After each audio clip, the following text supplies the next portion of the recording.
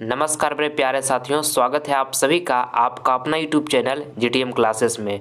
दोस्तों आज की इस वीडियो में हम आपको संस्कृत का 40 वीवीआई ऑब्जेक्टिव क्वेश्चन दोस्तों आपको बताएंगे, जो आपके बोर्ड परीक्षा में दोस्तों 10 बार से भी ज़्यादा बार पूछा गया ये सभी प्रश्न। ठीक है, और ये 40 ऑब्जेक्टिव क्वेश्चन दोस्तों 23 फरवरी 2022 को आने वाला प्रश्न है। ठीक है, मैं आपको बता दूं दोस्तों कि 100% यही पूछा जाएगा। ठीक है, इसलिए आप हमारे साथ इस वीडियो में 1 से लेकर 40 तक पूरी कंसंट्रेशन के साथ बने रहिएगा, एक भी प्रश्न स्किप नहीं कीजिएगा। ये वीडियो दोस्तों आपके लिए काफ़ी महत्वपूर्ण है। ठीक है, तो आइए हम बिना टाइम वेस्ट किए हुए वीडियो का स्टार्ट कर देते हैं। देखिए पहला प्रश्न, किसके काल में पाटलिपुत्र की रक्षा व्यवस्था उत्कृष्ट थी? दोस्तों काफ़ी महत्वपूर्ण प्रश्न है आपके बोर्ड एग्जाम के लिए। देखिए ऑप्शन ए में लिखा है चंद्रगुप्त मौर्य, बी में लिखा है समुद्रगुप्त, सी में लिखा है कुमारगुप्त और डी में लिखा है इनमें से कोई नहीं। तो आपको बताना है दोस्तों कि किसके काल में पाटलिपुत्र की रक्षा व्यवस्था उत्कृष्ट थी। तो चंद्रगुप्त मौर्य के काल में दोस्तों पाटलिपुत्र की रक्षा व्यवस्था उत्कृष्ट थी। आपको याद रखना है ये प्रश्न को। ऑप्शन नंबर ए यहाँ पर हमारा बिल्कुल राइट आंसर हो जाएगा, बहुत बार आपके बोर्ड एग्जाम में पूछा गया है। ठीक है, आइए अगला प्रश्न हम देख लेते हैं। दूसरा नंबर, सिखों के 10वें गुरु कौन थे? काफ़ी महत्वपूर्ण प्रश्न है दोस्तों। आपको बताना है कि सिखों के 10वें गुरु कौन थे। तो गुरु गोविंद सिंह थे। ऑप्शन नंबर यहाँ पे सी जो होगा हमारा बिल्कुल राइट आंसर हो जाएगा। ठीक है, और सिखों को दोस्तों पहले गुरु कौन थे? तो गुरु नानक थे। ये भी आपको साथ में याद रखना है। ठीक है, चलिए अगला प्रश्न हम देख लेते हैं। तीसरा नंबर, पाटलिपुत्र किस प्रांत की राजधानी थी? ऑप्शन ए में लिखा हुआ बिहार, बी में लिखा है पश्चिम बंगाल, सी में लिखा है झारखंड और डी में लिखा है केरल। तो आपको दोस्तों ये तीसरा नंबर प्रश्न में बताना है कि पाटलिपुत्र किस प्रांत की राजधानी थी। तो बिहार की राजधानी थी। ऑप्शन नंबर यहाँ पे ए जो होगा बिल्कुल करेक्ट आंसर हमारा हो जाएगा। ठीक है, आइए अगला प्रश्न हम देख लेते हैं। चौथा नंबर, कर्ण के पिताजी का नाम क्या था? दोस्तों काफ़ी महत्वपूर्ण प्रश्न है। अब बोर्ड एग्जाम में 10 बार से ज़्यादा बार ये प्रश्न पूछा गया है। ठीक है, कर्ण का पिताजी का नाम दोस्तों क्या था? तो सूर्य था। ऑप्शन नंबर यहाँ पे ए जो होगा हमारा बिल्कुल राइट आंसर हो जाएगा। और कर्ण का दोस्तों माता जी का क्या नाम था? तो कुंती था। ये भी आपको साथ में याद रखना है। ठीक है, और कर्ण दोस्तों बहुत ही दानशील व्यक्ति थे। ये भी आपको ध्यान में रखना है। आइए अगला प्रश्न हम देखते हैं। 5वां नंबर, बृहस्पति कौन था? आपको दोस्तों बताना है कि बृहस्पति कौन था? तो मिथिला का दोस्तों मंत्री था। ठीक है, ऑप्शन नंबर यहाँ पे सी जो होगा बिल्कुल हमारा राइट आंसर हो जाएगा। आपको याद रखना है कि बृहस्पति कौन था? तो मिथिला के मंत्री था। ऑप्शन नंबर सी बिल्कुल राइट आंसर हो गया। चलिए नेक्स्ट प्रश्न हम देखते हैं। कहता है सिखों के पहले गुरु कौन थे? दोस्तों अभी ये प्रश्न को आपको हम बताएं हैं। ठीक है, अभी इसके पहले हम बताएंगे कि सिखों के पहले गुरु कौन थे। सारे विद्यार्थी इसका कमेंट बॉक्स में जवाब दीजिएगा। इसका आंसर हम आपको नहीं बताएंगे। ठीक है, आपका HW में ये प्रश्न दिया जा रहा है। सारे विद्यार्थी कमेंट बॉक्स में जवाब दीजिएगा कि सिखों के पहले गुरु कौन थे। ठीक है, चलिए अगला प्रश्न हम देख लेते हैं।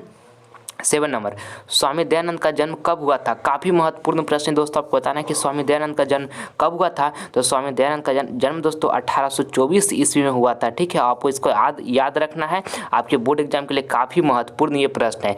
और दोस्तों स्वामी दयानंद का जन्म 1824 ईस्वी में हुआ था। और कहाँ हुआ था? तो गुजरात के टंकारा नामक गांव में हुआ था। ये भी आपको साथ में याद रखना है। आपके बोर्ड एग्जाम में 10 बार से भी ज़्यादा बार ये प्रश्न पूछे जा चुके हैं। आइए अगला प्रश्न हम देख लेते हैं। 8 नंबर, कहता है कि महाभारत का युद्ध कितने दिन तक चला? ये भी प्रश्न काफ़ी महत्वपूर्ण है आपके बोर्ड एग्जाम के लिए। आपको बताना है दोस्तों कि महाभारत का युद्ध कितने दिन तक चला था? 18 दिन तक चला। ऑप्शन नंबर यहाँ पे डी जो होगा बिल्कुल हमारा राइट आंसर हो जाएगा। आइए अगला प्रश्न हम देख लेते हैं। 9 नंबर, वास्तविक आलसियों की संख्या कितनी थी? आपको दोस्तों ये 9 नंबर प्रश्न में बताना है कि वास्तविक आलसियों की संख्या कितनी थी। तो 4 थी दोस्तों। आपको याद रखना है इसको। ऑप्शन नंबर यहाँ पे सी जो होगा बिल्कुल हमारा करेक्ट आंसर हो जाएगा। आइए अगला प्रश्न हम देख लेते हैं।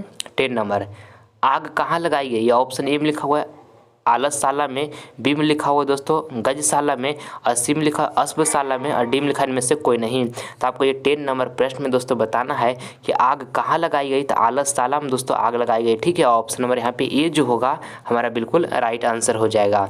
आइए अगला प्रश्न हम देख लेते हैं। 11 नंबर, बुद्ध काल में पाटलिपुत्र नगर का क्या नाम था? दोस्तों आपको बताना है ये प्रश्न में 11 नंबर प्रश्न में कि बुद्ध काल में पाटलिपुत्र नगर का क्या नाम था। तो पाटलिग्राम नाम था। आपको इसको याद रखना है। ऑप्शन नंबर बी जो होगा हमारा बिल्कुल राइट आंसर हो जाएगा। आइए अगला प्रश्न हम देख लेते हैं। अगला प्रश्न दोस्तों हमारा यहाँ पे 12 नंबर है।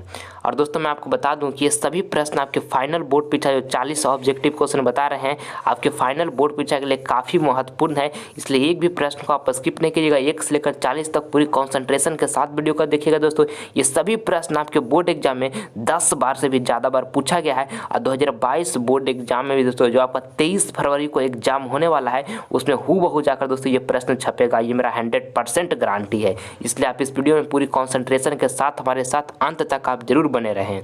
देखिए 12 नंबर प्रश्न कहता है कि आलस कथा पाठ के रचयिता कौन है। दोस्तों काफ़ी महत्वपूर्ण प्रश्न है। कहता है आलस कथा का दोस्तों पाठ के रचयिता कौन है, तो विद्यापति है, आपको उसको याद रखना है। ऑप्शन नंबर ए जो होगा हमारा यहाँ पे बिल्कुल करेक्ट आंसर हो जाएगा। आइए अगला प्रश्न हम देख लेते हैं 13 नंबर। कर्ण किसके पक्ष से युद्ध लड़ रहे थे। ऑप्शन ए में लिखा हुआ है कौरव के पक्ष से, बी में लिखा है पांडव के पक्ष से, सी में लिखा है राम के पक्ष से, डी में लिखा है इनमें से कोई नहीं। तो आपको ये 13 नंबर प्रश्न में दोस्तों बताना है कि कर्ण किसके पक्ष से युद्ध लड़ रहे थे, तो कौरव के पक्ष से युद्ध लड़ रहे थे। ऑप्शन नंबर दोस्तों यहाँ पे ये जो होगा हमारा बिल्कुल राइट आंसर हो जाएगा। आइए अगला प्रश्न हम देख लेते हैं 14 नंबर की बेसवर कैसा था। ऑप्शन ए में लिखा हुआ है ईमानदार, बी में लिखा है दानशील, सी में लिखा है भ्रष्ट और डी में लिखा है धनी। तो आपको ये 14 नंबर प्रश्न तो बताना है कि बृहस्पति कैसा था, तो बृहस्पति दोस्तों दानशील था। ठीक है, ऑप्शन नंबर यहाँ पे बी जो होगा हमारा बिल्कुल करेक्ट आंसर हो जाएगा। आइए अगला प्रश्न हम देख लेते हैं 15 नंबर। प्राचीन काल में शिष्यों को क्या कहा जाता था। देखिए ये प्रश्न जो है आपके बोर्ड एग्जाम के लिए काफ़ी महत्वपूर्ण है। ठीक है, वेरी वेरी इंपॉर्टेंट प्रश्न है दोस्तों आपके लिए। 15 नंबर प्रश्न आपको बताना है कि प्राचीन काल में शिष्यों को क्या कहा जाता था, तो ब्रह्मचारी कहा जाता था। दोस्तों आपको इसको याद रखना है। ऑप्शन नंबर डी यहाँ पे हमारा बिल्कुल सही आंसर हो गया। आइए अगला प्रश्न हम देख लेते हैं 16 नंबर। पटना का इतिहास कितना वर्ष पुराना है। दोस्तों ये प्रश्न को तो पूछिए मत, इतना इंपॉर्टेंट है कि बिहार बोर्ड इसको 10 बार से भी ज़्यादा बार पूछा गया है। ठीक है, बिहार बोर्ड पूछा है और 2022 बोर्ड एग्जाम के पेपर में दोस्तों छपेगा, ये मेरा गारंटी है। आपको बताना है कि पटना का इतिहास कितना वर्ष पुराना है, तो 2500 वर्ष पुराना है दोस्तों। ऑप्शन नंबर यहाँ पे डी जो ऑप्शन नंबर डी होगा दोस्तों हमारा बिल्कुल यहाँ पे राइट आंसर हो जाएगा 2500 वर्ष। आइए अगला प्रश्न हम देख लेते हैं 17 नंबर। घर में अगलगी को देखकर कौन लोग पलायमान हो गए। ऑप्शन ए में लिखा हुआ है आलसी लोग, बी में लिखा है समझदार लोग, सी में लिखा है धूर्त लोग और डी में लिखा है फुर्तीले लोग। तो आपको इस 17 नंबर प्रश्न में दोस्तों बताना है कि घर में अगलगी को देखकर कौन लोग पलायमान हो गए, तो धूर्त लोग दोस्तों पलायमान हो गए। ऑप्शन नंबर यहाँ पे सी जो होगा हमारा बिल्कुल राइट आंसर हो जाएगा। आइए अगला प्रश्न हम देख लेते हैं 18 नंबर। चारों आलसियों को बाहर कैसे निकाला गया। ऑप्शन ए में लिखा हुआ पैर पकड़कर, बी में लिखा है केस पकड़कर, सी में लिखा है हाथ पकड़कर और डी में लिखा है इनमें से कोई नहीं। तो आपको ये 18 नंबर प्रश्न में दोस्तों बताना है कि चारों आलसियों को दोस्तों कैसे निकाला गया, तो केस पकड़कर निकाला गया। ऑप्शन नंबर यहाँ पे बी जो होगा हमारा बिल्कुल राइट आंसर हो जाएगा। चलिए अगला प्रश्न हम देख लेते हैं 19 नंबर।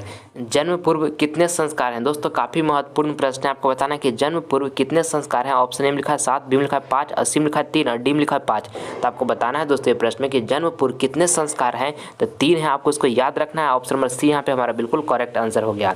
आइए अगला प्रश्न हम देख लेते हैं 20 नंबर। कहता है कि छात्रों के लिए तपस्या क्या है। दोस्तों आपको बताना है ये 20 नंबर प्रश्न में कि छात्रों के लिए दोस्तों तपस्या क्या है, तो अध्ययन है छात्रों के लिए तपस्या। ठीक है, इसलिए अध्ययन कीजिए आप सभी विद्यार्थी अच्छे तरीके से, ताकि फाइनल बोर्ड परीक्षा में अच्छा मार्क्स ला सकें। चलिए आगे बढ़ जाते हैं हम। 21 नंबर प्रश्न कहता है कि किस पुरुष को मृत्यु आने की जानकारी मिल जाती है। ऑप्शन ए में लिखा है साधक को, बी में लिखा है असाधक को, सी में लिखा है मूर्ख को और डी में लिखा है राजा को। तो आपको ये 21 नंबर प्रश्न में दोस्तों बताना कि किस पुरुष को मृत्यु आने की जानकारी मिल जाती है, तो साधक को मिल जाती है। ऑप्शन नंबर दोस्तों यहाँ पे ए जो होगा बिल्कुल करेक्ट आंसर हमारा हो जाएगा। चलिए नेक्स्ट प्रश्न हम देख लेते हैं। नेक्स्ट प्रश्न हमारा दोस्तों यहाँ पे है कौन 22 नंबर कहता है गुरु गोविंद सिंह किस धर्म के गुरु थे। ऑप्शन ए में लिखा हो हिंदू, बी में लिखा है जैन, सी में लिखा है बौद्ध और डी में लिखा है सिख। तो आपको बताना है दोस्तों ये 22 नंबर प्रश्न में कि गुरु गोविंद सिंह किस धर्म के गुरु थे, तो सिख धर्म के गुरु थे। आपको इसको याद रखना है। ऑप्शन नंबर डी जो होगा हमारा बिल्कुल यहाँ पे राइट आंसर हो जाएगा। चलिए अगला प्रश्न हम देख लेते हैं 23 नंबर।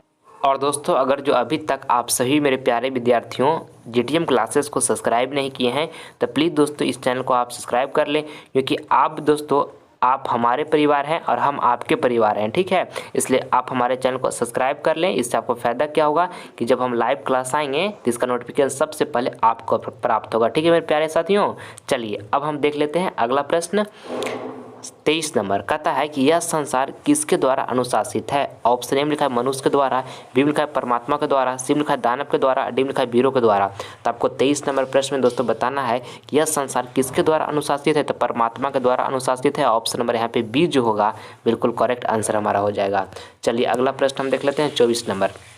अतः प्राचीन काल में ब्रह्मचारी कहाँ पढ़ते थे।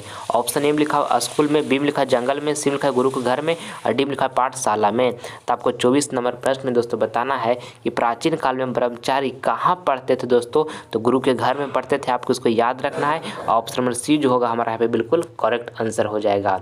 आइए अगला प्रश्न हम देख लेते हैं 25 नंबर। कहता है कि स्वामी दयानंद की बचपन का नाम क्या था। दोस्तों आपको ये प्रश्न बताना है, काफ़ी महत्वपूर्ण प्रश्न है ये 25 नंबर कि स्वामी दयानंद की बचपन का नाम क्या था। तो मूल शंकर नाम था दोस्तों स्वामी दयानंद का बचपन का। ऑप्शन नंबर यहाँ पे बी जो होगा बिल्कुल हमारा राइट आंसर हो जाएगा। आइए अगला प्रश्न हम देख लेते हैं 26 नंबर। आर्य समाज की स्थापना सर्वप्रथम कहाँ हुई थी। ये भी प्रश्न काफ़ी महत्वपूर्ण है दोस्तों, 10 बार से भी ज़्यादा बार आपके बोर्ड एग्जाम में पूछा गया है और 2022 बोर्ड एग्जाम का भी दोस्तों पेपर में छपेगा ये प्रश्न। आपको पहले भी ये प्रश्न बताए हैं। आपको बताना कि आर्य समाज की स्थापना सर्वप्रथम कहाँ हुई थी। तो मुंबई में हुई थी दोस्तों, आपको इसको याद कर लेना अच्छे तरीके से। ऑप्शन नंबर बी यहाँ पे हमारा बिल्कुल करेक्ट आंसर हो गया। चलिए अगला प्रश्न हम देख लेते हैं 27 नंबर। कर्ण के पास जन्म से ही क्या था। ऑप्शन ए में लिखा हुआ है कवच और कुंडल, बी में लिखा है तीर धनुष, सी में लिखा है तलवार और डी में लिखा है इनमें से कोई नहीं। तो आपको दोस्तों ये 27 नंबर प्रश्न बताना है कि कर्ण के पास जन्म से ही क्या था। तो कवच और कुंडल था दोस्तों। ऑप्शन नंबर यहाँ पे ए जो होगा, ऑप्शन नंबर ए हमारा बिल्कुल राइट आंसर हो जाएगा। आपको इसको याद रखना है अच्छे तरीके से। चलिए अगला प्रश्न हम देख लेते हैं। और दोस्तों ये 40 ऑब्जेक्टिव क्वेश्चन आप सभी विद्यार्थी बार बार प्रैक्टिस करते रहिएगा, क्योंकि सभी प्रश्न जो है दोस्तों आपके बोर्ड एग्जाम में 10 बार से भी ज़्यादा बार पूछा गया है। आप क्वेश्चन बैंक उलट कर देख सकते हैं दोस्तों, और बार बार पूछे जाते हैं। और 2022 बोर्ड एग्जाम का पेपर में भी दोस्तों 100% पूछेगा, ये मैं गारंटी के साथ बोलता हूँ, ठीक है। इसलिए आप सभी विद्यार्थी इन 40 प्रश्नों को बार बार रिविजन करते रहिएगा। और अगर जो आपका टारगेट है कि फाइनल बोर्ड परीक्षा में 480 प्लस मार्क्स प्राप्त करें दोस्तों, तो इसके लिए आपको मेहनत करना पड़ेगा। पूरी कॉन्सेंट्रेशन से मेहनत करते रहिए, समय को बर्बादी नहीं कीजिए। हर हालत में दोस्तों जिस दिन रिजल्ट आएगा उस दिन माँ और पिता की आंखों में खुशी के आंसू बहाना है। इस पॉइंट को आपको हमेशा माइंड में रखना है, एकदम ध्यान में रखना है, क्योंकि बचपन से बहुत उम्मीद से लेकर आपको पाल पोस कर इतना बड़ा किए माता पिता, वो यही सोचकर आपको इतना बड़ा किए हैं दोस्तों कि हमारा बेटा या बेटी बड़ा होकर हमारा गांव मोहल्ले समाज में नाम रोशन करेगा। और आपका ये कर्तव्य है कि इस जिम्मेदारी को आप सहानुभूति के साथ निभाइए और 2022 बोर्ड एग्जाम को काफ़ी शानदार बनाइए, ठीक है।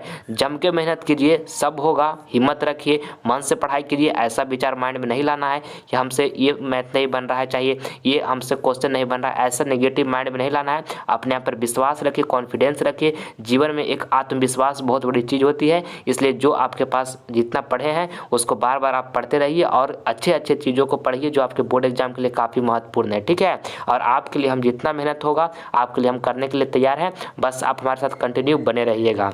चलिए हम देखते हैं 28 नंबर प्रश्न को। कहता है कि स्वामी दयानंद की शिक्षा की शुरुआत किस भाषा माध्यम से हुई। ऑप्शन ए में लिखा हुआ है संस्कृत, बी में लिखा है हिंदी, सी में लिखा है उर्दू और डी में लिखा है इनमें से कोई नहीं। तो आपको बताना है कि स्वामी दयानंद की शिक्षा की शुरुआत किस भाषा माध्यम से हुई। तो संस्कृत से हुई, ठीक है। आपको इसको याद रखना है।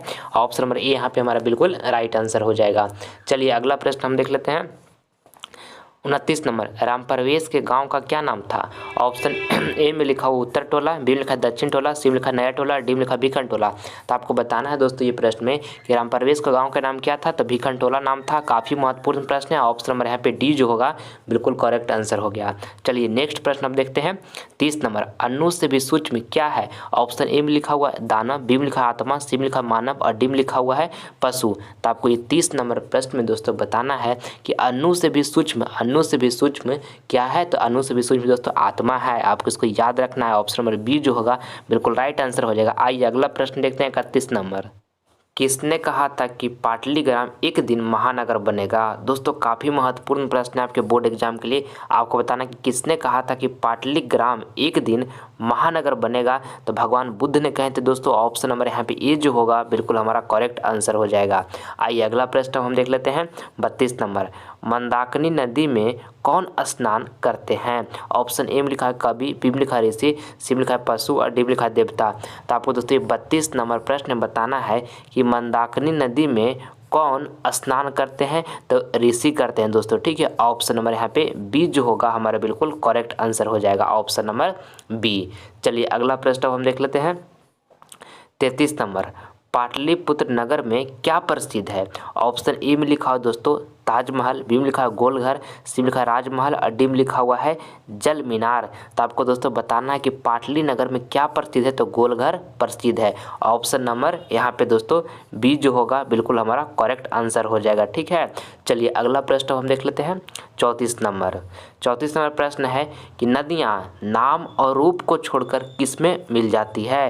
काफ़ी महत्वपूर्ण प्रश्न है, आपको बताना है ये प्रश्न में कि नदियाँ नाम और रूप को छोड़कर किस में मिल जाती है? तो समुद्र में मिल जाती है। ऑप्शन नंबर ए जो होगा बिल्कुल राइट आंसर हो गया, ऑप्शन नंबर ए। चलिए अगला प्रश्न हम देख लेते हैं।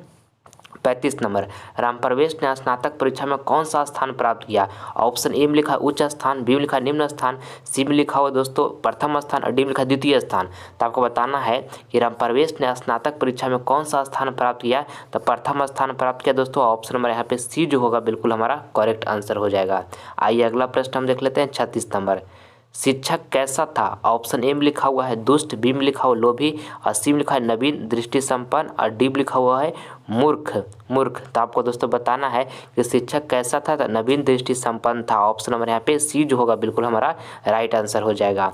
चलिए अगला प्रश्न हम देख लेते हैं। 37 नंबर, पटना शब्द की उत्पत्ति किस शब्द से हुआ? ऑप्शन ए में लिखा दोस्तों पाटल, बी में लिखा पतर और सी में देखिए लिखा हुआ पटल और डी में लिखा इनमें से कोई नहीं। तो आपको इस 37 नंबर प्रश्न में बताना है कि पटना शब्द की उत्पत्ति किस शब्द से हुआ? तब पतन से हुआ दोस्तों, पतन से। आपको इसको याद रखना है, आपके बोर्ड एग्जाम के लिए काफ़ी महत्वपूर्ण प्रश्न ये है, ठीक है। चलिए अगला प्रश्न हम देख लेते हैं। प्राणी के हृदय रूपी गुफा में कौन विद्यमान है? ऑप्शन ए में लिखा हुआ आत्मा, बी में लिखा शरीर, सी में लिखा देव और डी में लिखा राक्षस। तो आपको दोस्तों बताना है ये प्रश्न है कि प्राणी के हृदय रूपी गुफा में कौन विद्यमान है? तो दोस्तों आत्मा विद्यमान है। ऑप्शन नंबर यहाँ पे ए जो होगा हमारा बिल्कुल राइट आंसर हो जाएगा। आइए अगला प्रश्न हम देख लेते हैं। 39 नंबर, कहता है कि गांधी सेतु पुल कहाँ स्थित है? काफ़ी महत्वपूर्ण प्रश्न है दोस्तों आपके बोर्ड एग्जाम के लिए। ये 39 नंबर प्रश्न आपको बताना है कि गांधी सेतु पुल कहाँ स्थित है? तो पाटलिपुत्र में स्थित है, आपको इसको याद रखना है। ऑप्शन नंबर सी बिल्कुल हमारा राइट आंसर हो गया। चलिए अगला प्रश्न हम देखते हैं। 40 नंबर, आर्य का अर्थ क्या होता है? दोस्तों आपको बताना है ये 40 नंबर प्रश्न में कि आर्य का अर्थ क्या होता है? तो श्रेष्ठ होता है, ठीक है। ऑप्शन नंबर यहाँ पे सी जो होगा बिल्कुल हमारा करेक्ट आंसर हो जाएगा।